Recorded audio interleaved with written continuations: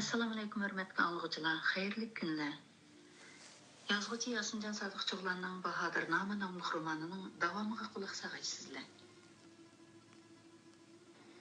Yunusxon asta o'rnidan turib, xos hujrasiga qaytib kirdi. Ondan supuning ustidagi shiraning oldida chaza qurib o'tirib, atgandan beri ko'ngliga tukkanlarni yezishga kirishdi.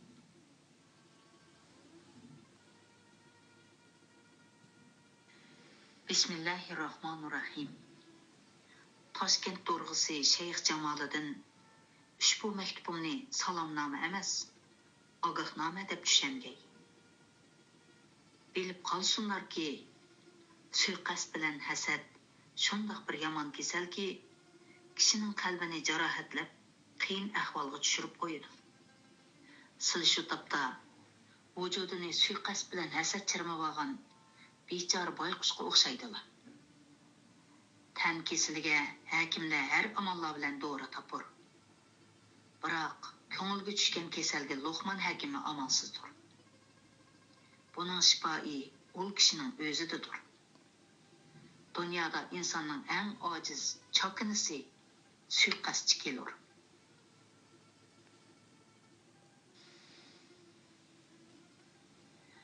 Sizlar bizlar kim buyuk saltanat sohibini yeli mikr bilan nazarband qilib, buningdan o'zlarini to'limi kuchlik, aqlliq, qudratli sanab yuribotadilar. Aslida sizlarni qiyomatlik birodarim Busayd sulton oliylarining nökri deb qaraganliqim hamda ilgir yeyishgan tuzning hurmati uchun musulmonlarchilik salomini bajo keltirish muddasida olaydan Toshkentda to'xtab o'tishni niyat qilgan edi. Chunki musulmonning musulmonga salom berishi parhiz, ilik elishi qarz emasmi? Nahayt afsuski, sizlar bo'lsalar qo'l ostimdagi bir qancha riyokorlar bilan eg'iz burun yalishib, suiqasd qilmoqchi bo'ldilar va bu qilmishlari bilan Sultan Abu Said Mirzadek mard-mardona posbonlarning shoni shavkati, izzat obro'yiga dog' tushirdilar. Chunki yaxshi sadoqatnan vazir har qachon o'z posbonining izzat obro'yini saqlaydi va balkim oshiradi. Saltanatga zinnat beradi. Uning dunyoning hukmroni bo'lishiga kuch chiqaradi. Mushu esil fazilatlar bilan ul vazirning yaxshi nom atiqi o'z posbonlarining nomi bilan el orasida alat tamom yodlanadi. Masalan, payg'ambarlarimizdan Sulaymon alayhissalomga Asif ibn Barxiya, Musa alayhissalomga inisi Harun, Ayso alayhissalomga Shamun, Muhammad alayhissalomga Abu Bakr Siddiq. Büyük hükümdarlardan Kayxusravga Gavdariz, Manuchirga Sam, Alib Ertungaga Purani Vasa, Rustemga Rava Zavara, Behramgörga Qurarur, Nushirvanga Buzur Jumhur, qo'liga qo'l, putiga put bo'ldi va sadoqati bilan saltanat ishlariga kuch chiqardi. Har qanday bir ishda eng avval posbonlarning shoni shavkati, yuz obro'yini o'yladi. Shu sabab bilan ul zotlarning nomi posbonlarning shavkati, shuhrati bilan tang jula topdi. El yurtga taridi. Biroq sizlar sadoqatman, qobiliyatli vazir amir bo'lishga loyiq ish qilmadilar.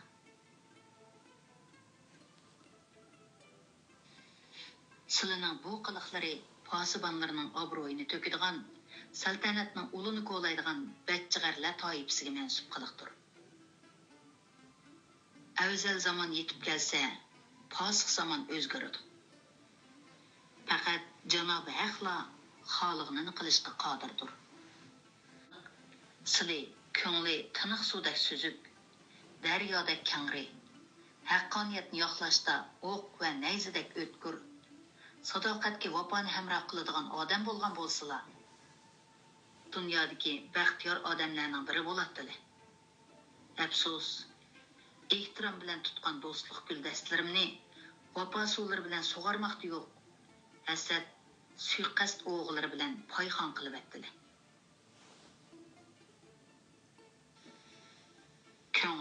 yundidek meynat, ayollarning hayzlatısidek bulgangan, naynaq nazilinlardek tuturuqsuz adam ekanlar. Hasad bilan sadoqatsizlik insondagi barliq sifatlarning ichida hammadan nachar, hammadan pasraki bo'lib, u töven himmat, paskina tabiatdan apreydi bo'ladi. Men nijotlikni bir haqdan tilayman. Siladek paskina tabiatlik, töven himmatlik odamdan qilchilik, mehr shafqat kutmayman. Xiyollarda meni mushundoq bir umr tutqunlikqa mahkum qilaman deb o'ylagan bo'lsalar, qattiq xatolashgan bo'ladilar. Chunki har qanday nijotlik yagona qudrat egasining karomatlariga bog'liq. Mana bular sizlarga bergan odil bahoyim va bildirib qo'ymoqchi bo'lgan muddaim. Ushbu maktubni yozishimning boisi ham shu. Oxirida Janobi Allohdan ko'ngillariga insof, tavfiq va hidoyat tilayman. Buyuk Mo'g'uliston taxtigohining tojdori Sulton Yunusxondan deb bilirlar. Maktubni o'qib chiqqan Shayx Jamoliddin g'azabdan titrab ketdi. Uning sizmo shu kunlarda kayfiyati joyida emas edi. Ayg'oqchilari uningga kutganidek ma'lumotlarni yetkazmagan edi. Yodgor Muhammad Mirzo texchilar Hirotni mahkam besib yotgan, Xonzoda Sulton Ahmad Mirzo bo'lsa so'g'uqqanlik bilan o'zini tutib olgan, faqat Husayn Boyqarala Yodgor Muhammad Mirzo bilan tirkishib yotgan edi. Bundaq ahvolda Xonzoda Sulton Ahmad Mirzoning saltanat uli qilchilik tavrimaydi. Demak, Shayx Jamoliddinning Amir Temur avlodidan bo'lgan 3 xonzoda hokimiyat talashib, jang qilib, bir-birini yo'qotdi, o'zligidan tugishidi. Oxirgi hisobda Toshkentni markaz qilgan Farg'ona vodiysi menga o'ngchi qoladi degan xon xiyoli ko'pikka aylangan edi.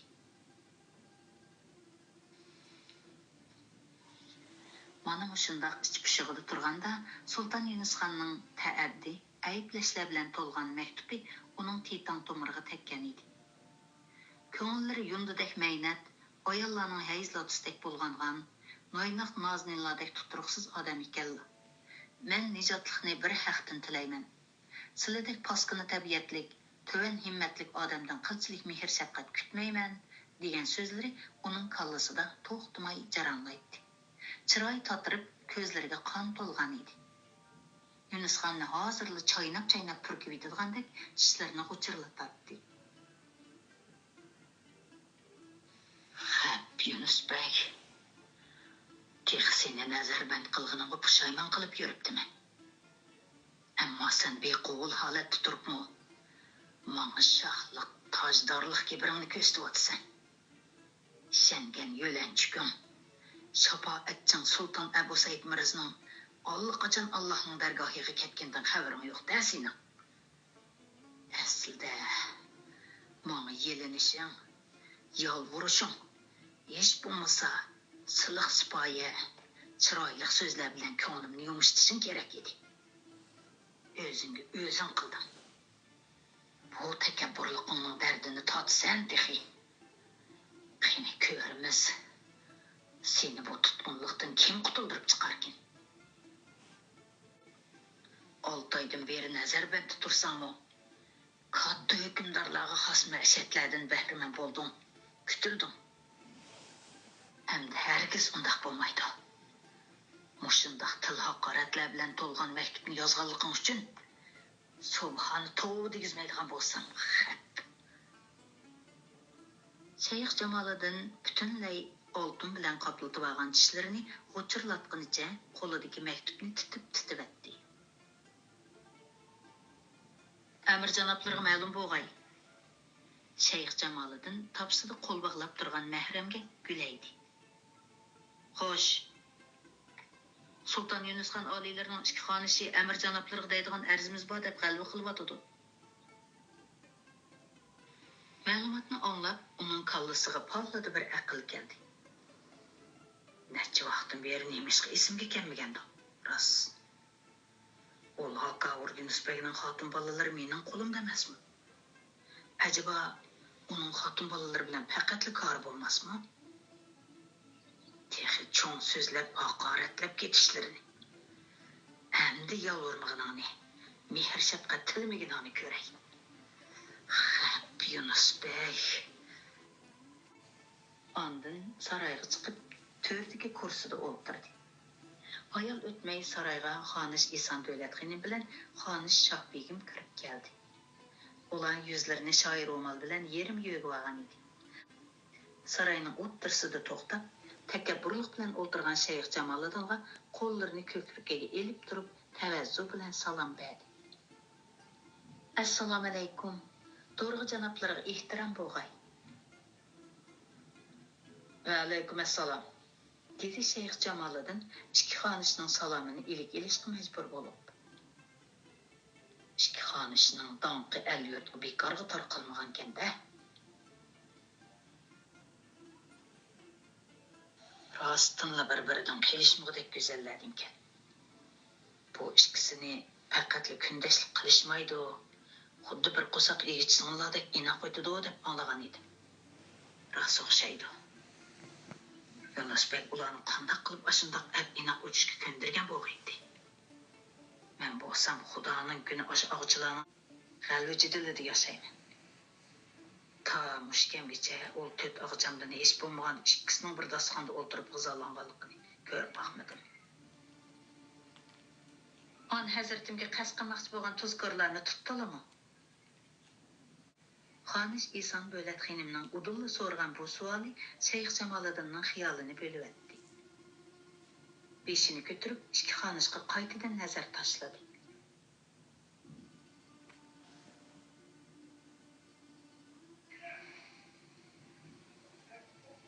Aslida u ikki xonishni yig'lab yalvorib saroyni beshiga kiydi, o'zlarini Sulton Yunusxon bilan ko'rishtirishni o'tinadi deb faraz qilgan edi.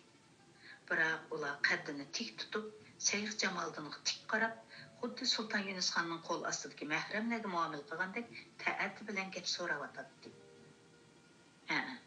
Shayx Jamoliddin bu ikki xonishga Sulton Yunusxonga degan yolg'on yovdoqlarni texmi ko'ptirib aytgan va bexatarlikni ko'zda tutib, Sulton Yunusxonni ayrim joylashtirganligini bildirgan, shundaqla xonishlarning bexatarlikni ko'zda tutganligini bahona qilib, ularni haramidagi ayrim bir qasrga nazarband qilgan edi. Ta bugungacha xonishlarning ko'rishish talabini rad qilib kelgan edi.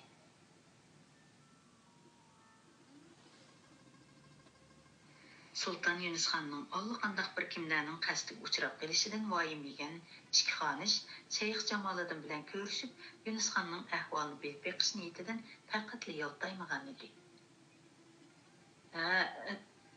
Yo'q. Shayx Jamoliddin biroz duduqli.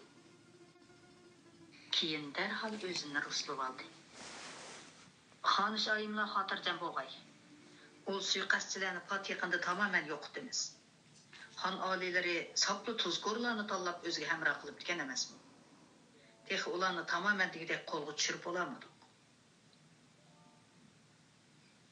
Heliqi riyokor noahli oshko'z amirlarni hisobga olmaganda qolgan mahram navkarlar intayin ishonchlik. Dedi Xanish İhsan Dövletxinim. Bilishimizcha, heliqi to'rt amirni o'z vaqtida tutgan ekanlar. Shundoq. Lekin sheriklarni texchi izlayapmiz. So'roq qilib tahqiqlayapmiz. Ikki el o'ttirisidagi qo'shindarchilik yo'sinlari bo'yicha ulna ahlilarni on hazratimga topshirib berishlari. Ularni o'z pasbonlarining bir taraf qilishiga yo'l qo'yishlari kerak edi. Mayli yaxshi, mayli yomon bo'lsin, o'zga el puhrasiga qilingan muomala shu elning pasboniga bildirilgan muomalani ko'rsatdi. Acaba o'zlari Toshkentda katta shaharning do'rg'is turuqliq mushundaq saltanat yo'sinlar nima bilmamdilar. İhsan Dövletxinimning hadisa ta'addi bilan savol so'rashi Shayx Jamoliddinning birdinla o'g'sini qaynatdi. Xotun kishi saltanat ishlarini o'zini chatlashtirmak lozimdir. Dedi u terkib. Bundaq ishlarga sizlarning boshqa turishlari behojatdir. Garchi xonishlik martabalari bo'lsa-mu, saltanat ishlarini surishtirish haqqilari yo'qdir. Demisizmi bunu bilgichiligimiz bor, dedi Eson Davlat xonim Shayx Jamoliddinning hayvisiga pisand qilmay. Biz hech qachon xon oliylardan huquq, majburiyat talab qilgan emasmiz. Ham xon oliylarimiz bizga undaq imtiyoz bermagan. Biroq biz hozir o'zga elda turyapmiz. Yana kelib, barliq harakatlarimiz cheklangan. Na posibonimiz, na mulozimlarimizning ahvolidan bexabarmiz. Shul boisdan o'z elimizning g'ururini qo'g'dashqa, haq-huquqimizni bildirib qo'yishga jur'at qildik. U to'rt amir riyokorlik qilgan bo'lsa, o'z posiboniga qildi. Muhtaram Busayd Sultan oliylarining nom obro'yiga daxli yetkazmadi. Shunga bizga saltanat ishlarini surishtirding deb to'q qilishlari bema'nilikdir. On hazratimiz yenimizda bo'lsaydi, bu ishlar bilan zinhor korimiz bo'lmas edi. Biroq on hazratim bilan ko'rishmaganimizga bir necha oylar bo'ldi. Hech bir sababsiz xotinlarni ayirib turish shariat ahkomlari xo'p kelmaydi. Sili degan noyati bir shaharning do'rg'isi. Herkesmi bir elning posiboni emas. Shundaqkan bizning bexatarligimizdan voyim yeb ketishlari hojatsiz. Bizni shahardan sog' salomat o'stib qo'ysalar, barliq majburiyatlari ado bo'lgan bo'ladi.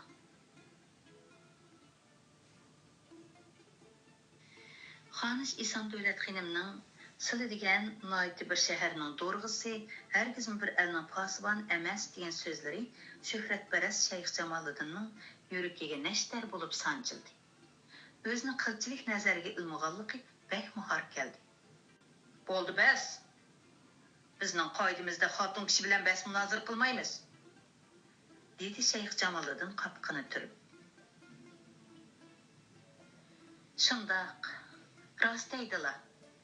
Ortiq gap xarga yuk. Buni bizmi bilamiz. Ammo silmi yo'ldan chiqmasalar. Xar degan eshak degan so'z debdi izoh. Shayx Jamoliddinning xar, ya'ni eshak degan laqmi bor edi va bu laqamni qattiq har oladi. Buni obdan biladigan Toshkent xalqi uning oldida emas, har qanday yerda eshakka munosabatli gap so'z qilishdan qattiq ehtiyot qilishadi. Shu topda Xonish Eson Davlat xonim uning yuzidan yuziga ortiq gap xarga yuk deb laqamni tilga olgan edi. Bir chetda qo'l bog'lab turishgan saroy mahramlari qo'rqinidan darhol yerga qarshi oldi. Xonishdan boshqa odam bu gapni qilgan bo'lsa, allaqachon darriga bisilgan bo'ladi. Arvoyi 40 kez o'rlagan Shayx Jamoliddin g'azab bilan qonini asdi. "Sulu nima demoqchi?" Xonish Eson Davlat xonim tamkinlik bilan javob berdi.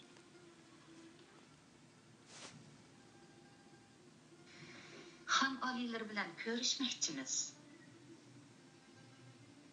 Xon oliylarining bexatarligi muhim. Hozircha mumkin emas. Nemishqa? Suiqasdchilar deb tutilgan yo'q. Bu gaplar bilan endi bizni oldiga olmaydilar. Xon oliylari suiqasdchilarni ehtiyot qilish to'g'ri kelsa, o'z navkarlaridan emas, Toshkentliklardan ehtiyot qilish kerak. Eson Davlat xonim Shayx Jamoliddinning ko'ziga nashtardek tikildi. Shayx Jamoliddinning vujudini birdamla tashvish bosdi. Shundaqdimi nazarida to'lim ojiz hisoblanadigan ayol kishining oldida bezirib turishni xohlamadi. Silining muddolari xon oliylari bilan ko'rishmi yoki da'vos qilishmi? Bayatdan beri cho'ng xonishga yo'l qo'yib, adab saqlab turgan Xonish Shohbegim bu haqoratga toqat qilib tura olmadi. Hayosizlik qilmisizlar. Mushimi bir shaharning do'rg'isi deydigan gapmi?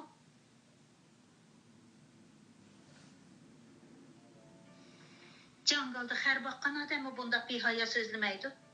Bilib qolsizlar, biz degan Xonish, davlat onasi. Laqimining ikkinchi qitim tilga elinishi Shayx Jamoliddinni bo'g'ildirib qo'ydi. "Kelinglar", dedi u mahramlarga zardi bilan qarab. "Xonish ayimlarni saroyga olib bitinglar." U shundoq deganicha saroydan chiqib ketdi. Yunus Bey'in haqqa vurmakin desem, ağıtçılar ondan artıqken. Hatun kişi bilen tən boğallıqım üçün özümge az zat. Ulan net caylap nəzərben tuturup mu əcəb petidin düşmepti ya. Ulan bayanqı gepleri avamga tarqılıp ketadigan bolsa, hem de ulağı yüz xatır qilishning o'rni qolmadi. Devlet anasıymış deği. Kimlikini köystüp qoyman ulağa. Şundaq qilay. Başqa birga nikohlab berivetsem, xonishlik 2 pul bo'ladi. Hayat durup xonishini haq xudun qilsa, Yunus Bey nim bo'lib ketar ha? Şol chaqda Yunus Bey mu, xonish mu oldimda tizlanmaganini ko'ray.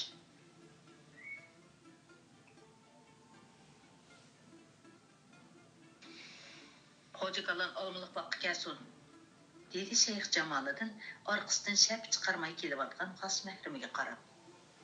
Xo'sh, dedi mahram. Şeyh Jamoliddin teskay tarafdagi olmalık bakı qarab mangdi. Boyi tilga olgan Hoca kalan uning xos bog'ini bo'lib, ayoli yaqindala qazo qilib ketgan edi. Bog' bino qilish, uloqchilik ishlarida alohida iqtidori bor bu bog'van xeyli mo'tabar kishilardan sanaladi.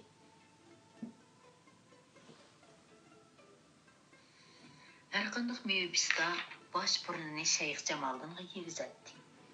Mahkamadagi yuqori tuvan har qanday bir odamning xohlagancha meva o'sishiga yo'l qo'ymaydi.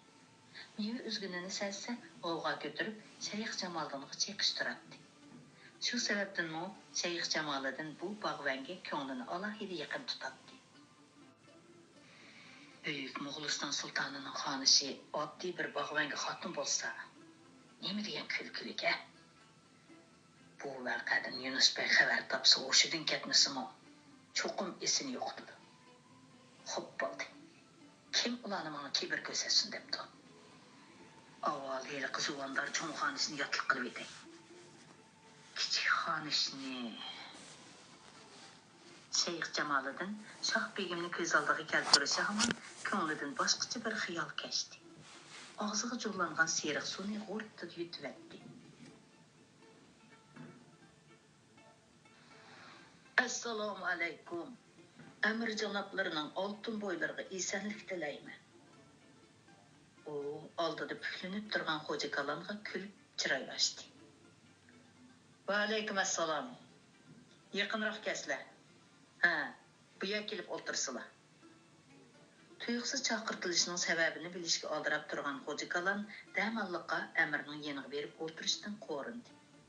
Odatda Shayx Jamoliddin tuvan darajali xizmatkorlarga bundaq muomala qilmaydi.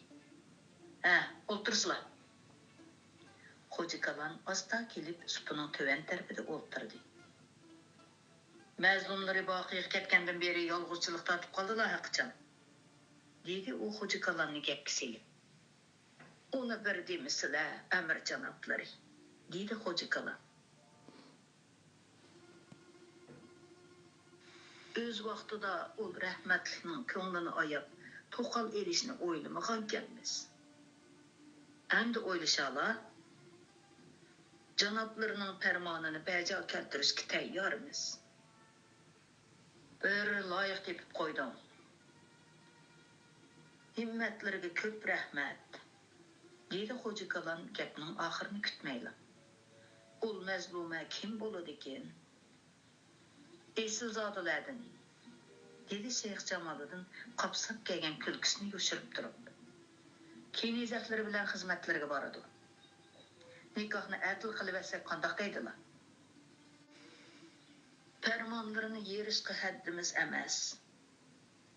Emas shundoq bo'lsin, dedi u gap tugadi deganini qilib. Xo'ja kalon yenish-yenishlab minnatdorligini bildirib chiqib ketdi. Peshin vaqti bo'lgan edi. Darvozadan ijozatsizlik kirib kelgan Saroybegi qatorliq 4 mahramni ko'rib, xonish Eson Davlatxonim bilan Shoh begim biroz taajjublandi. Chunki ular nazarbandda turgandan beri bu qasrga Toshkent amirining yuqori darajalik mahramlari faqatli kelib boqmagan edi. Lashkarlar bu qasrni qattiq muhofazat qilib saqlaydi.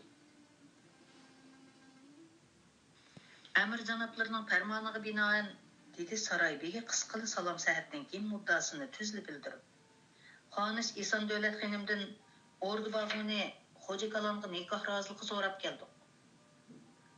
İki xanish uçuq asmanda tuyuqsuz çaqmaq çaqqandek çöçüdü.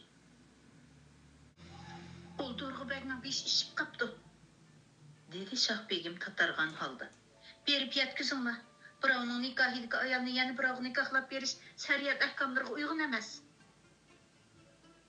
Oşundaq narazılıqlarının bolduğanlığını mölçərləyən Şeyx Camaliddin allaqaçan tayyorlik ko'rgan və Saray Begining og'ziga gap sepmagan edi. Xotun 6 oydan ortiq ayrilib tursa, oradagi nikohmi yo'qaydi. Mana bu shariatning hukmidir. Shoh Begim yana gap qilishga og'zini o'malladi. Xonish Ihson Dövlət xonim uni to'sib qo'ydi. Bu ul Dorg'ubekning farmonimi yoki shariat qozilarining fatvosimi? Har ikkilisi bor, dedi Saray Begi. Undaq bo'lsa Shayx Jamoliddinga yetkazinglar. Men rozilik berdim, dedi Xonish Ihson Dövlət xonim tamkinlik bilan. Meni yo'tkab aktish uchun ul Xo'ja Kalon xubdandan keyin kelgan. Saray Begi ishni oson bitkazganda xush bo'lib, darhol orqasiga yondi. Bu nima deganlari Xonish oliylari? Dedi Shoh Begim qapqini turib. Unutib qolmaslar. On hazratim texag'ayat. Bu yo'lsiz talabga bugun sizlar rozilik bersizlar. Ati navbat menga keladi. On hazratimni bundaq ohanatga qo'yguncha tayinliq o'lib o'tgashkinimiz afzal. Ko'ngillarni tushunaman, dedi Xonish Ihson Dövlət xonim məyuslangan holda. Tünigun ul Dorg'ubek bilan bo'lgan suhbatdan o'zlarining xabarlari bor. Aniqki, u bizni mushundaq usul bilan qiynamoqchi. On hazratimning yuz obro'yini to'kmoqchi. Hozir xon oliylarining ahvolidan faqatli xabarsizmiz. Ulna ahli badbaxt bilan qibligahimizning o'rtasida qandoq adovatlar bor, bunisi bizga noma'lum. Bu ishga rozilik bermay qutulg'ili bo'lmaydi. Texi farmonini sarkaslik qildi deb zulm silishi, tuhmat chaplab jazolashi mumkin. Xonish Ihson Dövlət xonim atrofida turgan kenezaklarga qaradi. Qora to'qayda chedirimizga bostirib kirgan dashti qipcha xonzodasi Buruj o'g'lonni qandoq bo'ysundirganligimiz esingladimi qizlar? Kenezaklar tangli javob berdi. Esimizda. Undaq bo'z tayyorligimiz puxta bo'lsin. Ol Xo'ja Kalon kelishaman o'ltiramiz. Rostini o'ltiramdiq? So'radi hayajonlangan Shoh Begim. Albatta. Kesibli javob berdi Ihson Dövlət xonim. Kuyuz texi hayot uning ustiga shar'iy nikohliq bir mazlumani nikohingga ol desa, ner bersin surishtirmayli ma'qul bo'lgandikin, o'z vaboli o'zgardiniga. Lekin ehtiyot qilmay bo'lmaydi. Ta'mimcha ul Xo'ja Kalon Buruj o'g'landek sipohlardan bo'lmasimi? Qasrning atrofida bizni nazorat qilayotgan lashkarlar bor. Ular to'yib qolmasin. O'zini dono, aqlliq ham qudratli chog'laydigan ul xarmasallik ablah buyuk tojdor Sulton Yunusxon oliylarining xonishlarini birovga xohlagancha berib atkil bo'lmaydiganligini bilib qolsin. Xo'ja Kalonni o'ltirib baloga qolmasmizmi xonish oliylari? Dedi ishning oqibatidan voyim yegan bosh kenezak. Uni o'ltirayli yoki o'ltirmayli, beshimizga balo qazo allaqachon kep bo'ldi. Ahvoldan qaraganda bu Xo'ja Kalon deganimi o'z xo'jasiga o'xshash anqov bir nima o'xshaydi. Meni nikohiga elishi uxlamay tush ko'rganligi xolos. Men janobi on hazratimning yuz obro'yini nom shuhratini qo'g'dash uchun har qanday balo qazoga hozirlanib bo'ldim.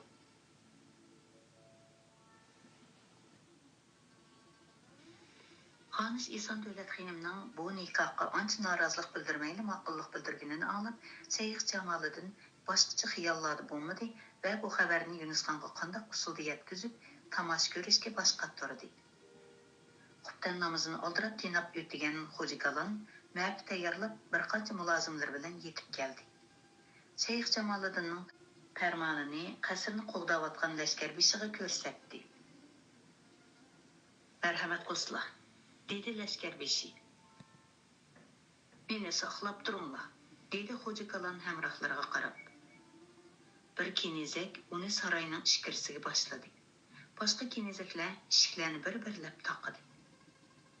Bo'lg'usi ayolini tezroq ko'rish taqozosida turgan Xo'ja Kalon hech qanday xavf his qilmaydi. Yog'lashong'u chehrada yangi to'y qilgan yigitlarga xos bir hayajon balqiydi. U o'zini boshlab kenizakning to'ysiz g'oyib bo'lib ketganini tuymadi. Ichkari tashqari bo'lib 10 xonaga bo'lingan bu saroyning uzun dahliziga va xonalarga yiqilgan bir taldin sham bo'shliqni g'uva yoritib turardi. Ozroqmi shaba yoki ovoz anglanmaydi. Ajab, birmi odam ko'rinmaydi-ku. To'y bo'ladigan kelinchakning dargohiga o'xshamayla turdi. U juvon qaysi xonada bo'lg'iydi? Dargumon bo'lgan Xo'ja Kalon boshlab mangan kenizakdan gap so'rash uchun shundaqli beshini ko'tarib turib qoldi. Yilqi kenizak yer yutqandek g'oyib bo'lgan edi. Shu topda u yo'g'onli bir saroy uyga kirib qolgan bo'lib, yo oldiga yo kayniga menishni bilmay qolgan edi. "Etinglar!"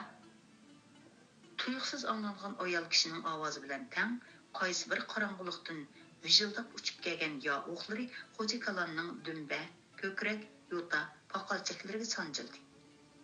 Shu topda u mashq maydonidagi qorg'a ilish nishoniga o'xshab qolgan edi. Bardoshlik berolmay santirilib yiqildi. O'milib kechishga urindi. Ayol o'tmay medirlig'idek holi qolmadi. Ko'zlarim asta-asta xiralashdi. Amir janoblari, meni o'ylab qo'yman deb yolg'on aytib qasligan o'xshaydi. Uning hech qanday yomonlik qilmagan edim-ku. Xos bog'ini bo'lgandan beri uningga eng shirin, eng sarxil mevalarni yegizdim. Biroq u menga ajal sharobini ishqizib Bunda qiynab o'ltirgidek nima gunohim bor bo'lg'iydi? Ey Tangrim, hech kimning qisosini hech kimga qo'ymaydigan adolating bordir. Ol Shayx Jamoliddindan oladigan qisosni o'zingga qo'ydim. Oldingda bilib bilmay o'tkazgan gunohlarimni mag'firat qilg'aysan. Tavba qildi. La ilaha illalloh. Nima sababdan o'ltirilayotganligini bilolmagan sho'r peshoni Xo'ja Kalonning shahodat aytishga tamshalgan lavlari birdan qimirlashdan to'xtadi. U o'libdi, endi qanday qilamiz? So'radi bosh kenizak titirgan qo'llari bilan Xo'ja Kalonning yuziga sham tutib.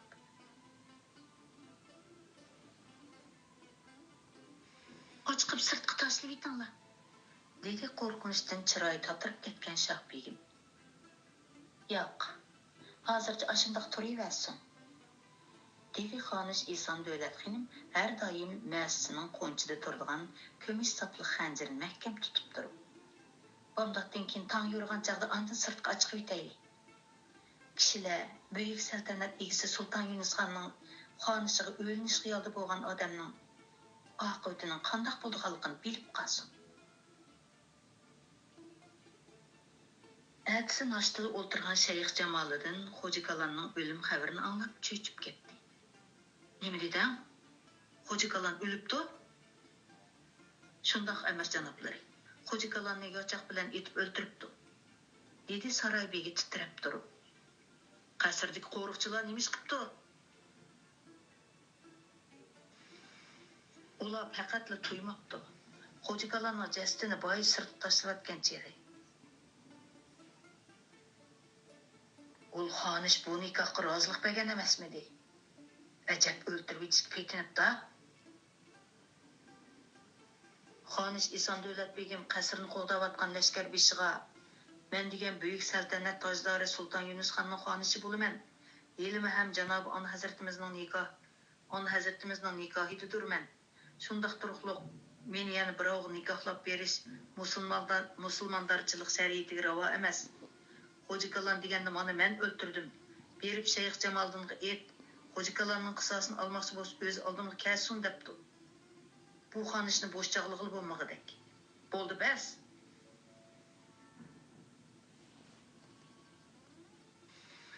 Shayx Jamoliddin saroy begiga g'azab bilan kulaydi. Ochiqni kimdan chiqarishni bilmay bo'g'ildi. Shu topda u bir tarafdan Xonish Eson Davlat xonimning jasoratiga qoyil bo'lsa, bir tarafdan Sulton Yunus xonni haqoratlash planining amalga oshmaganligidan hasratlanmoqda edi. Darhol qo'rg'onni muhofazat qilayotgan qo'riqchilarning og'zini etish kerak. Bu ish al-yurtga tarab ketsa, masxarga so'z cho'chak qolaman. Yo Rabbim, bu Yunus Begning xonishi yo'lbosning yuragini yavaganmi nima? Mazlum kishimi shundoq jasoratli qoram bo'ladi ekan desa, shuni Yunus Beg o'ylab qamoqda yotsimi, xotin bolalardan ansirmabdi ekan emasmi? Toshkentdagi mashhur tavobgohlarning biri bo'lgan Hazrati Xavontahur mozorining oyoq tarafidagi mahallaga joylashgan o'ttirsida kichkina beg'iba bu ho'yla shovqin suranlikovat rasti ko'chalardagi oldi-arqa o'ylasi bog' barangliq hashamatli qasrlarga selishtirganda ko'zga ancha cheliqib ketmaydi. Ho'ylining qo'shqanotliq darvozasidan kirishgila ko'rinib turadigan 4 egizliq uyning oldiga chiqarilgan oddiy peshayvonni 2 ko'tak uzum talbarani tamoman cho'mkigan edi. Barangdan sankilab turgan sarg'ayib pishgan sapaq uzumni odamning og'ziga seriq suv keltiradi. Ushkarlari ziydi bo'lgan uzumlarga o'lishib olgan edi.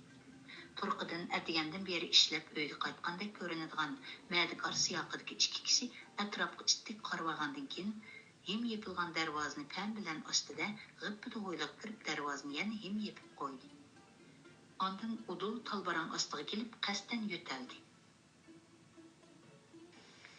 Shu hamon yondagi uydan o'ttir yoshlar chalmasidagi bir kishi chiqib keldi va asta pichirladi. Amir janoblari qaznaqni saqlayotdi. Keynanlar bir terim beganda tushgandek emasdi.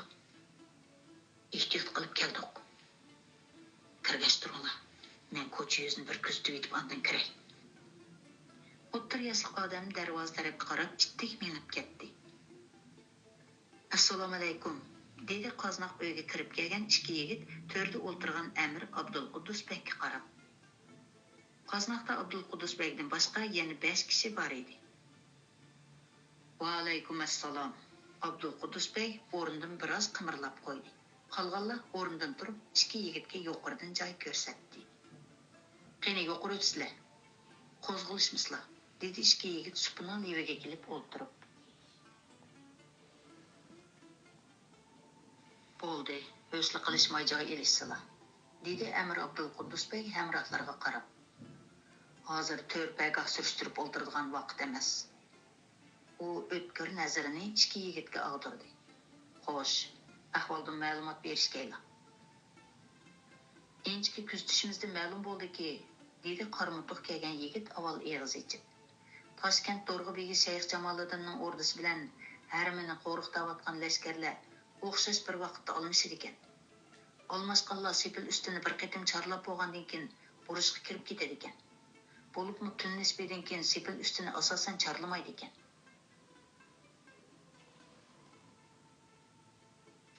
Balkim kuz kechasi sovuq bo'lg'achqa ular burjidan sirtga chiqimiz kerak, dedi o'roq oqpishmoq kelgan yigit so'z elib. Ordichining muhofizatimi ancha ching emaskan. Kechada 2 qatim kirib chiqdim. Qo'riqchilar kuzatxonaning atrofidan nerisiga ancha bo'lmaydi ekan. Haramning muhofizati-chi? So'radi Amir Abdulquddus Beg. Shayx Jamoliddinning haramiga kirmaganiga xeyli vaqtlar bo'lib qopti. Sababini biladingmi? Aniqlab bildim. Shayx Jamoliddin haramga kirsa, og'zilar o'ttirsa g'ovg'a bo'lurmish. Baş ağrıqıdan qeçib xeldin beri haramga oyoq izi salmaptidek. Ordisi bilan haramning oraliqida laxmi yo'li bor ekan. Ko'ngli tatqan to'qonlarini haram og'isi o'sha laxmi orqali o'rdidagi qobgohiga ochib bergan. Amir Abdulquddus bey xirildab kulib etdi.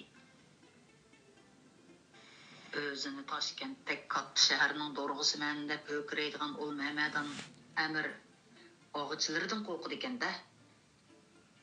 U yenida o'tirgan o'ttir yoshlik tambal kishiga qarab so'radi. Hozirgacha shaharga qanchalik yigitlarimiz suqunib kirib bo'ldi? Bugungacha suqunib kirib bo'lganlar 150 dan oshadi. At yana 50 yigit kirmoqchi. Bo'ldi. Endi ular kirmasin. 150 nökar yetarlik. Ular ozlik qilarmikin? Odam ko'p bo'lsa Shayx Jamoliddinning xufiya boyliqchilari sezib qoladi. 50 odam bir to'p bo'lib bo'linaydi. Bugun tang kechida harakatni boshlaymiz. Sarkarda Olmosbek bilan Ayub Mirzo xon oliylarini qutuldirishga mas'ul bo'lgan. Bosh ustiga, dedi boyamqi ikki yigit. Sarkar Qutlug' polvon bilan Sarkar Shirbahram bir to'pga bosh bo'lib, men bilan birga Shayx Jamoliddinning ishini bir taraf qilgan. Bosh ustiga, dedi farmon topshirib olgan ikki sarkarda. Qolganlaringlar o'rda darvozasini saqlayotgan lashkarlarning ishini bir taraf qilinglar. Navod Shayx Jamoliddin o'rda darvoza orqali qechishga urinsa, darhol kallusni ilinglar. Aliyatqudan avval o'z to'pinglarga va tava nökarlar bilan jami bo'lgaysizlar. Sarkarlar Amir Abdulquddus bey bilan xo'shlashib bir-birlab chiqib ketdi. Sulton Yunusxonning nazarband qilinganligi xabari Oqsuv bekmi kechikib yetib kelgan edi. Shayx Jamoliddin bu ishni bekmi maxfiy tutgan edi. Sulton Yunusxon bilan bo'lgan aloqasi cho'rtli uzilib qolgan Muhammad Haydar Mirzo 2 oygacha sabr qilib kutdi. Asosli qo'shinni elib Oqsuvga qaytib kelgan Amir Abdulquddus bey bilan Sarkarda buyon qo'li uningga Qorto'qayda Buruj o'g'lan bilan bo'lgan jangning tafsilotini deb berib, xeyli xotirjam qilgan edi. Ammo mayli xon sirtqi lashkar tatib chiqsin, mayli sarkarlar chiqsin, oz bo'lgandimi haftada bir qitim o'ttirdi chaparman menib turadigan qoida bor edi. Bu orqali o'rdaning ichki sirtidagi ahvollarni bir-biriga yetkazib ma'lum qilib turadi. Sulton Yunusxondan 2 oygacha chaparman kelmaganligi Muhammad Haydar Mirzoning ko'nglida gumon paydo qilib qo'ygan edi. So'ng u oxiri Toshkent, Andijon, Samarqand, hatto Hirotgacha oyg'oqchiman qo'zdi va Yunusxonni Shayx Jamoliddinning yeli bilan nazarbandga olganligidan xabar topdi. Ol Shayx Jamoliddin nima sababdan xon oliylarini nazarband qilgandi? Dedi Amir Abdulquddus bey taajjublangan holda. Hozir buni mulohiz qiladigan vaqt emas, dedi Muhammad Haydar Mirzo jiddiylashgan holda. Sizlar Sarkarda buyon qo'li bilan bir tuman lashkar elib xon oliylarini qutuldirib kesdilar. Lashkar totib olsak bo'lmasmikin? Dedi Mirzo Abdulquddus bey. Muhammad Haydar Mirzo qopqinib turdi. Nemishqa? Bir tuman lashkar bilan bo'lsak Shayx Jamoliddinni cho'chitib qo'ymiz, dedi Abdulquddus bey tushundirib. Menimcha uning xeyli ko'p lashkari bor. Uning ustiga Toshkent shahrining sepili xeyli mustahkam. Oldin hozirlik ko'rib mudofiyat turib olsa, hujum qilib shaharga kirmak tasga to'xtaydi. Eng muhim sabab muhtaram xon oliylari uning qo'lida. Navoda birli hujum bilan nusrat qozonolmasak, xon oliylarining hayotiga xavf yetadi. Shunga qaramlik qilmay ham ishlatganimiz afzal. Muhammad Haydar Mirzo bir pas o'ylanib olgandan keyin beshini ko'tardi. Amasi qanday qilsak bo'lar? Toshkentning o'ydini menga 5 qo'ldek oyon. Amrul Umara janoblariga ma'lumdir. Kaminalari uzun mezgil Turkiston va Otboshi qal'asida turganligim uchun pat-pat Toshkentga berib turibdi. Shaharda birodarchilik qilishib o'tgan ishonchli do'styoralarimiz ham bor. Shunga lashkarlar orasidan 500 sarvozni tanlab, Sarkarda buyon qo'li bilan shab chiqarmay boraydi. 500 sarvoz bilan bu cho'ng ishni nusratlik tavratkil bo'larmi? Tamoman mumkin, dedi Amir Abdulquddus bey o'ziga ishongan holda. Biz Toshkent shahriga madikor, hojatman, chorbozorchi siyoqida suqunib kirimizda, Shayx Jamoliddinni yoshirincha o'ltirib, janob qiblagohimizni qutuldirib chiqamiz. deganlardek bo'lsin, dedi Muhammad Haydar Mirza. Lekin yana bir qancha sarkardan yondi basla. Darhol yo'lga chiqib ishni tez bitirsinlar. Navalxon olilarini qutuldirib kelolmisizlar? Kallalar bilan javob qilalar. Farmon berdorman. Amir Abdulquddus bey bilan Sarkarda Bo'yanqulining Toshkentga kelgan vaqti Xonish Eson davlat xonimining Xo'ja kalani o'ldirgan vaqtiga to'g'ri kelgan edi.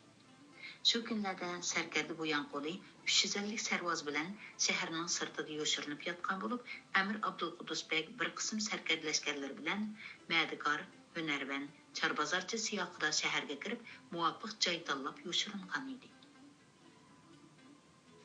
Tun kecha barliq yulduzlar Toshkent osmoniga jug'ilishvagandek jimirlaydi. Kashkuzning sovuq shamoli odamga nastardek sanjilatdi. Egizligi, puxtaligi shahar sepilidan qilishmaydigan o'rda sepili ustidagi kuzatib turgan lashkarlar hozir ko'rinmaydi. Amir Abdulquddus beyning chabdas yigitlari bir-birining mo'risiga dastab odam shoti hosil qilib, pam bilan sepil ustiga chiqib Argamçını iki tarafga sangıltыңlar. Argamçıga yamışıp çıqqanlar ichiga serilib tushgach tursin. Bir muncha odam sepil ustida turib olsak, oson ko'zga cheliqib qolamiz. Sarkarda Shirbahram avval tushib o'rda ichini kuzatgach tursinlar. Puxta mashq ko'rgan sarvozlar sepil ustidan sangiltib bergan og'amchiga maymundek chaqqonlik bilan yamishib chiqib, yana shu chaqqonlik bilan sepil ustidan o'rda ichiga serilib tushadi. Bir necha qitim yoshirinch kirib, o'rda ichini xiyli pishiq bilib olgan Sarkarda Shirbahram hamrohlarini boshlab shap chiqarmay mangdi. Kunchiqish tarafdagi haramga yaqin selingan imorat tun qorong'usida qorayib ko'rinadi. Shayx Jamoliddin ochiq qasrda, dedi Qutlug' polvon Amir Abdulquddus bekka pichirlab. Ichida xos navkarlar bo'lishi mumkin. Qasrning orqasiga bormi? Yo'q. O'sha birlashishga bor. Bu qasrning yarasizlaqmisi ular haramga tutishdi ekan. Amir Abdulquddus bey yigitlarni sharatlab atrofiga yig'di. Quloq solinglar yigitlar, dedi u ovozni past chiqarishga tirishib. Qasrga kirgandan keyin harakatinglar chaqqan bo'lsin. Shayx Jamoliddinning har qanday mahrimini so'van chiqarolmagan. Sarvozlar bilduq deganni qilib boshlanishdi.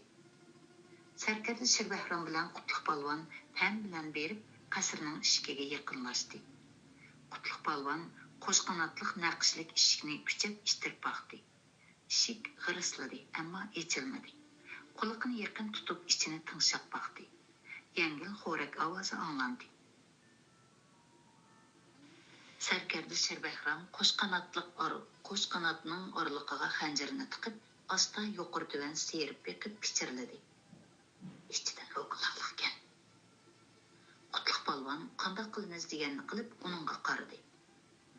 Shirbahram xanjarning bisini loqiga tekkizib asta midirlatdi. Atrofdagi yigitlar sarkardasining harakatiga ko'z tikkanicha jimjit turishdi. Taxminan bir chilim tomoq chekkichilik bo'lgan orliqda sarkarda Shirbahram xanjarini to'xtamay midirlatdi. U xanjarning bisi orqali eshikning ichidan bekitilgan yog'och lokini kayniga surib atdi. Tuyuqsiz qo'shqanot eshik kayniga yenib bir xirish kenglikda ochildi. Tarlab ketgan Shirbahram chunqur bir nafas ilib olgandan keyin eshikning qo'shqanotini pam bilan ittirdi. Eshik oxiri to'liq ochildi. Shirbahram bilan Qutlug' polvon hamrohlarini kirishga sharatlab birinchi bo'lib bo'sog'idan atladi. Ikki tal sham ostiga gilam selingan dahlizni g'uva yoritib turardi. Ikki navkar eshik tubida tomga yulangunicha uxlab yotibdi. Qutlug' polvon bilan Shirbahram ikki navkarga chaqqonlik bilan tashlandi-da, bo'ynini zarb bilan qayirib yo'lini o'zib etdi. Dahlizning ostiga gilam selinganlik uchun mangsi faqat shap chiqmaydi. Ular dahlizning ikki tarafidagi xonalarga qarag'ach asta ilgariladi. Mayli navkar, mayli mulozim, mayli mayli ayol bo'lsin, yo'liqqinini chaqqonlik bilan ujuqtirishga boshladi. Qattiq uxlab ketgan bo'g'azga bir sim qarshilik ko'rsatolmadi. Ichkari tarafdagi xiyli hashamatlik bezalgan ikki yig'iz uy bo'sh edi. Endi Dəhlizning ən axırdakı qo'sh qanotlıq ishki dəhlizga qaratib qo'yilgan birli uy qolgan edi. Qutlug' polvon ishikni asta ittirdi. Ishik g'ichirlab ichilib ketdi. Uninggacha Abdulqudus bek bo'sig'idan atlab bo'ldi. Qaysin sen?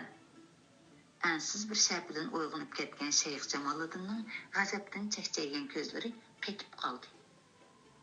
Qabgohiga bostirib kirgan qora soylarni ko'rib tili tutildi. A'zoyini purrida qor ter bosdi. Mulozimlar uning uyqusiga daxli yetkazmaslik uchun tomdagi kumush shamdonlardan faqat birini yondirib qo'ygan bo'lib, shamdon saroydek cho'nliqdagi bu qabgohni g'uva yoritib turardi. Shamdon eshik tubiga qo'yilgandi.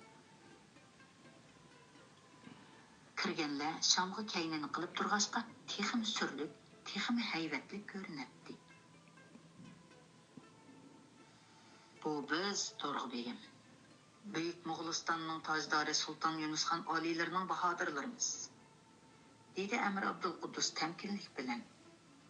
Sizlar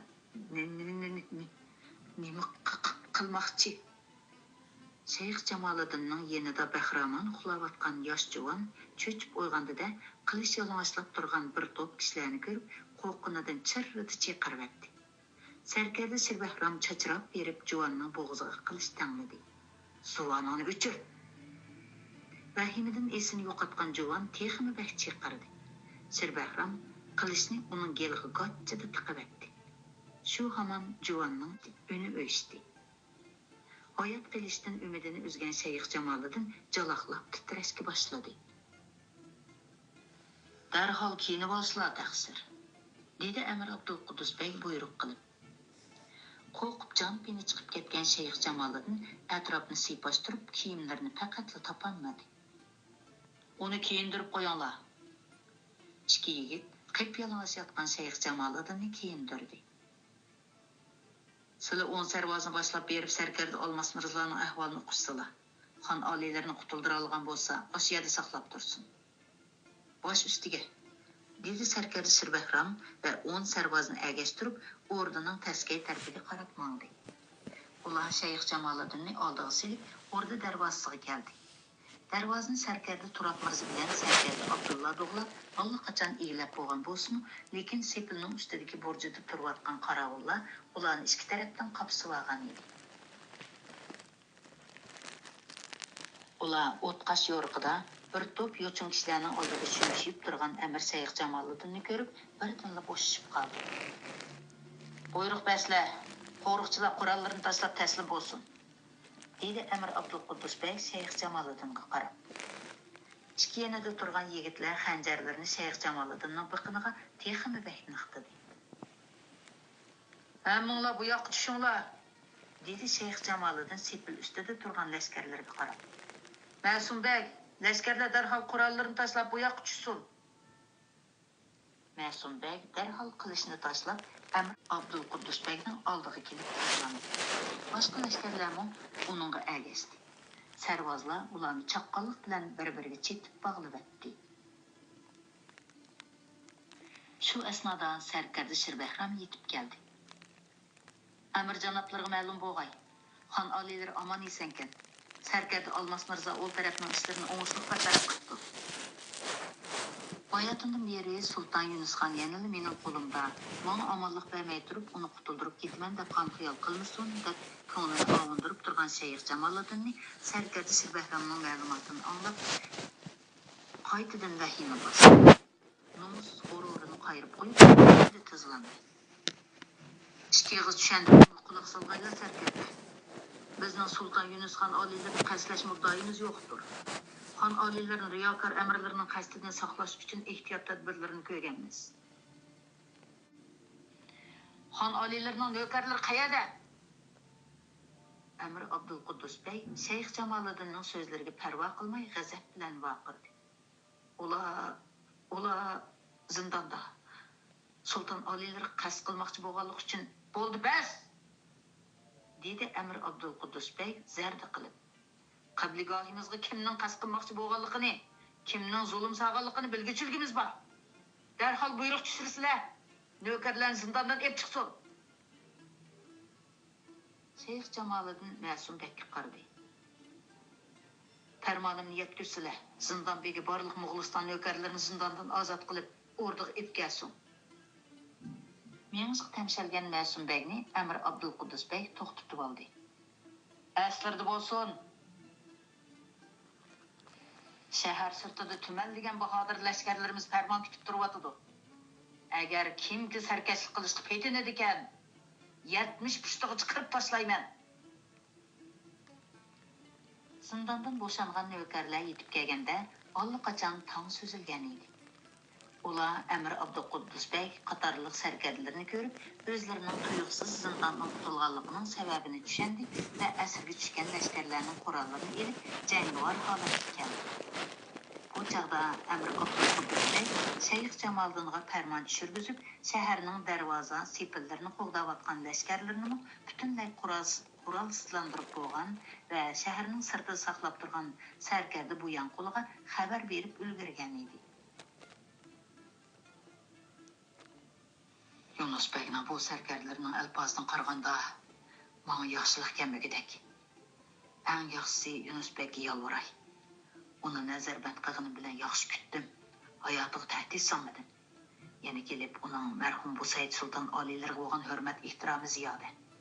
Nimani degan bilan men bu Said Sultan oliylarining yuqori darajalik mahramlaridanman. Qarab turib kallamni elishga paytinolmaydi. Bunda qilsa ikki el o'rtasiga do'stlik ahdinomasiga xilof bo'ladi. Ajab g'ofil turib qoptiman desa, mana badbaxtlar shaharga qandoq suqinib kirib olgandi. Kechidan o'rdamga qandoq kirgandi. Aşı qaravullarning qo'riqchi begining bir-birlab kallasini olmaydigan bo'lsam. Sultan Yunusxon oliylar bilan ko'rishiman. Dedi xiyollardan xiyil jonlanib qolgan Şeyx Jamoliddin o'zini tamkin tutishga tirishib. Sizlarning bu qilmishinglar qo'shni el saltanatiga ta'ruz qilganlik. Toshkent Mavara-un-Nahr hukmdorining tasarrufidagi shahar. Mo'g'uliston bilan Mavara-un-Nahr hukmdorlari o'rtasida zaman tasarruflariga ta'ruz qilishmas xususida ahd farmon bor. Sizlar bu kelishimga xiloflik qilyapsizlar. Ondaqda so'rab baqay. Dedi Abdulquddus bey Şeyx Jamoliddinga masxirlik qarab. O'zga elning ziyorat qilib kelgan posibonini bola-chaqa, sarkar nökərlər bilan qo'shib necha oylab qamab qo'yish. Aşı kelishimda bormi, dey janobi Dorg'ubek?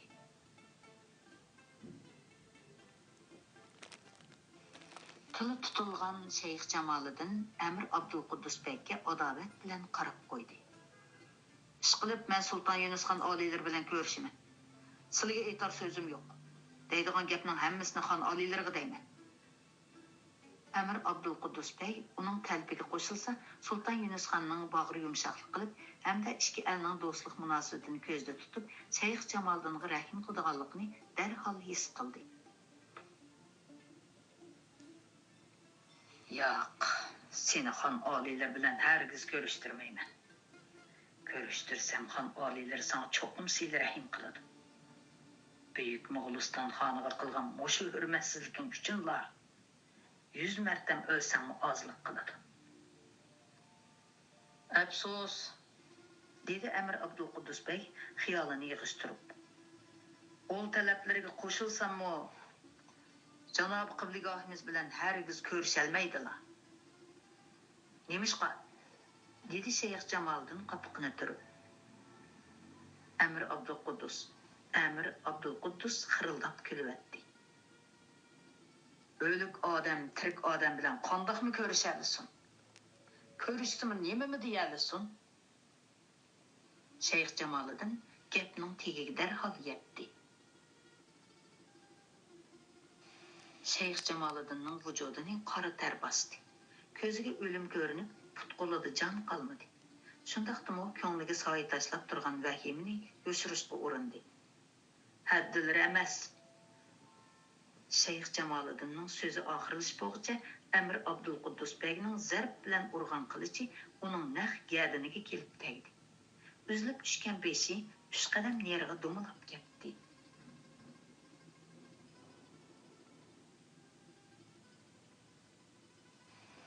Bir yılga yaqin so'zilgan tutqunlikdan qutulib, xotin bolalari amir sarkarlari bilan qaytadan jam bo'lgan Yunusxonning xushalliqi birdamlik bo'ldi. Ha, u Sultan Abu Said Mirzaning o'limidan xabar topgan edi.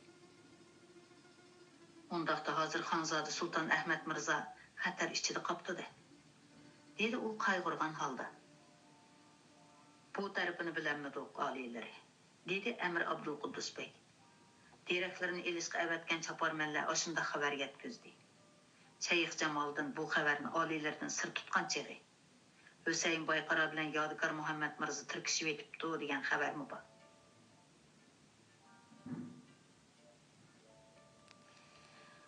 Ama rahmetlik bu Said Sultan alilerini Yadigar Muhammed Mirza'nın qatl qıldırğını eniq.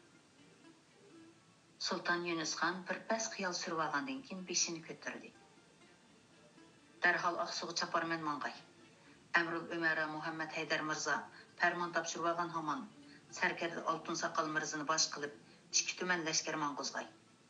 Biz Xonzoda Sulton Ahmad Mirzaga bo'lishib, Mavara un-Nahri saltanatidan urush obitidan xalos qilgaymiz. Qibligohimning samiga solingan ikki qo'z maslahatim bor edi. Dedi Amir Abdulquddus bey qo'l bog'lab turib. Xo'sh, dedi Yunus Xon. Hozir qish kiray deb qoldi. Chaparmanlar har qancha tez mangsimi Aqsuga berib bo'g'cha qoriqish bo'ladi. Bunda Qahratonda ikki tuman otliq lashkarimizning xatarlik tog' yo'llaridan qor muzliq davollardan oshmoqi basi mushkuldir. Ularni osha qorliq tog'lardan xatarlik davollardan oshdi degandimi? Tangdan to'lisi qirilib ketishi turg'anligan. Biz avval Samarqand, Herot tarafga chaparman mang'uzib, fikirlab ahvol o'qish baqayli. Xonzoda Sulton Ahmad Mirzaga muddaimizni bildirayli. Xonzoda oliylari haqiqatan bizning yordamimizga muhtoj bo'lsa, puxta tayyorlik ko'rib, bosh ko'klamga ulgurtib lashkarga o'tkayli. Uning ustiga hozir Ili vodisimi ancha tanish emas. Qibligohimizni andishiga sep qo'ymaydi deb bu haqda yig'izashmagan edik. Sultan Yunus Xon Amir Abdulquddus begning o'rinliq maslahatiga qo'shilishga majbur bo'ldi va Samarqand, Herot tarafga chaparman mang'uzdi. Xonzoda Sulton Ahmad Mirzaning ahvoli qandaqdir? Hüseyin Baykara bilan ko'maklashsa, Yodigar Muhammed Mirzaga taqobil tura oladi. Ammo Hüseyin Baykaradan uning vafo kelami. Taxt saltanat davos qilmay, o'z nasibiga shukr qilarmi? Bunun bir nima demakdas. Hüseyin Baykara mərhum bu Said Sultan aliləri bilanmı bir neçə mərdə tutuşqan. Onun muddası Samarqand taxtigohini qo'liga elish. U bu maqsadidan hargiz oldirib voz kechmaydi. Xonzoda uning oldinib qolmasa bo'ladi-ku. Bu yerda hech ish qilmay qarab tursam, jannat makon bu Said Sultan alilarining ruhi meni ayblamasmi? Do'stlik ahdisiga vafo qilmagan bo'lib qolmasmanmi? Ma'lum bo'g'ay, dedi oldiras kirib kelgan qutlug' polvon Yunus Xonning xiyolini bilib. Mirsoli Boran qatorliq 4 amir on hazrati bilan ko'rishni talab qilyapti. Yunus Xon qapiqini turdi. Muddasi nima ekan? Qutlug' polvon bir daqiqa turib javob berdi. Ular qilgan gunohiga qattiq tavba qilishdi. Qibligohimizdan yuz o'rishimizning sababi shuki, on hazratim bizni Mo'g'ulistonga boshlab borgandan keyin shahar va viloyatlar turg'izishga, lashkar va navkarlarimizni teriqchilik qilib, o'z holini qamdashga majburladi.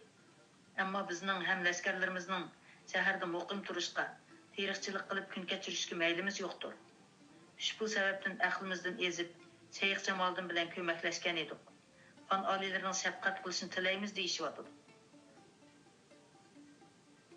Sultan Yunus Xonning gap qilmay turganini ko'rib, Amir Abdulquddus eg'iz ochdi. Ular tönigin ma'mum mush xususda arz yetkazgan edi. Koltipamimcha, ularning qibligohimizga ziyonkashlik qilish muddasi yo'qdir. Faqat muddasini oliylarga yetkazishga petinolmay, Shayx Jamoliddin orqali zo'rlik ishlatmoqchi bo'lishgan. Biroq Shayx Jamoliddin ularning muddasidan foydalanib, oliylarga zulm solganini oz deb, ularni zindonga tashlab yetkicha azoblagan. Xon oliylari himmatlidir. Ul azg'unlarning gunohidan kechgaydi. Boshqa sarkarlarni darhol qo'l bog'lashdi. Himmet qılğayla alileri. Sultan Əbu Said Mirza'nın ölüm xəbəri bilən köңlü ғəş болып тұрған Yunus xan sərkərlərinin ilticasını rədd qılıb ətkisi gəlmədi. Aşı riyakar töt əmrinin zindanğa taşlanğanlığını anlap qalbidəki öşmənlik xeyli besilib. Ol riyakarlarını öldürgüzüb başqalarga ibret qılğandan görə hayat qaldırıb əmir sərkərlərimizin köңlünü utqunum əvzəl emasmı? Şundaq qılsam bularla emas, başqalarmı məndən minnətdar boludu. Məndən narazı bolup yürgənlərmə xicil boludu. Asilik qilish niyetidən yanıdı. Dostunu rəqibə aylandırmaq asan, rəqibni dostqa aylandırmaq təs.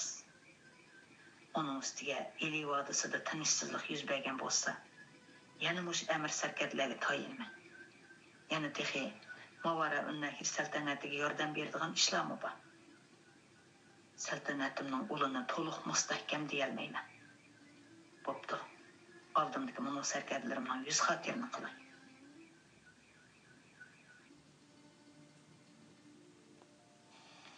Ulanın günahidin kestim, dedi Yunus xan sərkərlərə qarab.